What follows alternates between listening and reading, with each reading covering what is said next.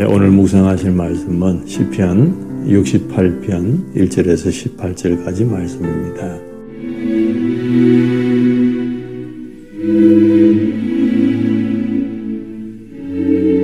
제68장.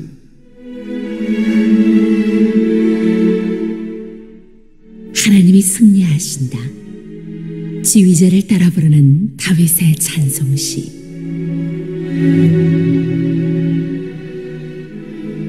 하나님이 일어나실 때 하나님의 원수들이 흩어지고 하나님을 미워하는 자들은 하나님 앞에서 도망칠 것이다. 연기가 날려가듯이 하나님이 그들을 날리시고 불 앞에서 초가 녹듯이 하나님 앞에서 악인들이 녹는다. 그러나 의인들은 기뻐하고 하나님 앞에서 즐거워할 것이다. 기쁨에 겨워서 크게 즐거워할 것이다. 하나님을 찬양하여라. 그의 이름을 노래하여라. 광야에서 구름 수레를 타고 오시는 분에게 소리 높여 노래하라. 주님의 이름을 찬양하며 그 앞에서 크게 기뻐하여라. 그 거룩한 곳에 계신 하나님은 고아들의 아버지, 과부들을 돕는 재판관이시다. 하나님은 외로운 사람들에게 머무를 집을 마련해 주시고 갇힌 사람들을 풀어내셔서 형통하게 하신다. 그러나 하나님을 거역하는 사람은 메마른 땅에서 산다.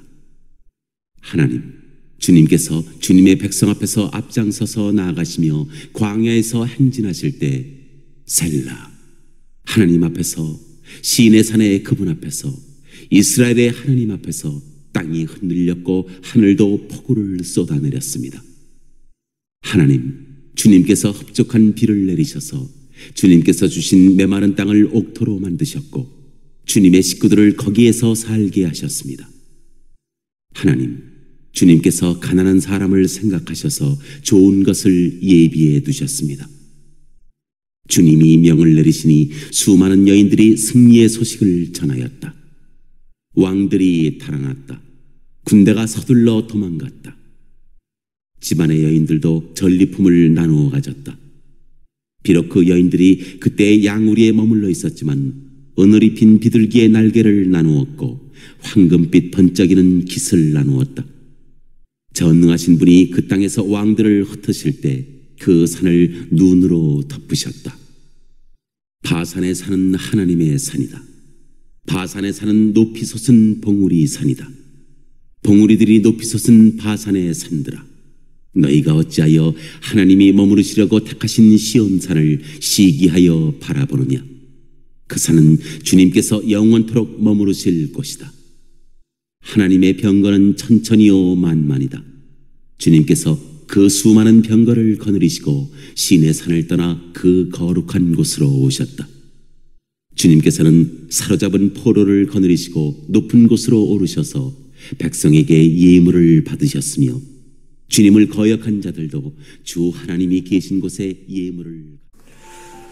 먼저 1절부터 4절까지를 보면 의인과 악인에 관한 말씀이 나옵니다.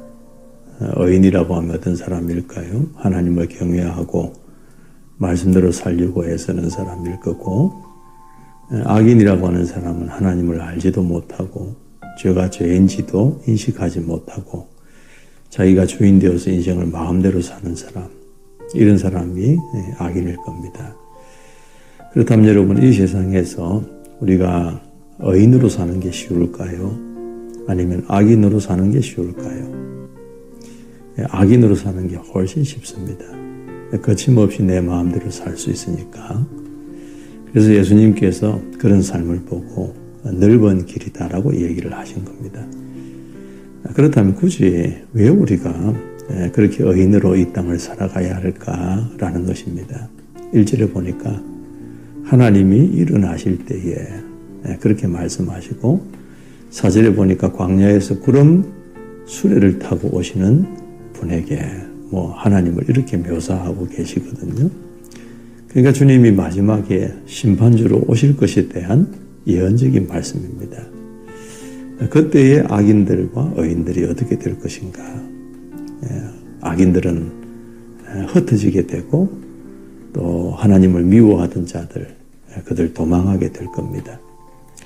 연기가 날려가듯이 혹은 불의 초가 녹듯이 녹을 것이라고 합니다. 그렇지만 의인들은 어떻습니까? 기뻐하고 하나님 앞에 즐거워할 것이다. 그렇게 말씀하고 계시죠.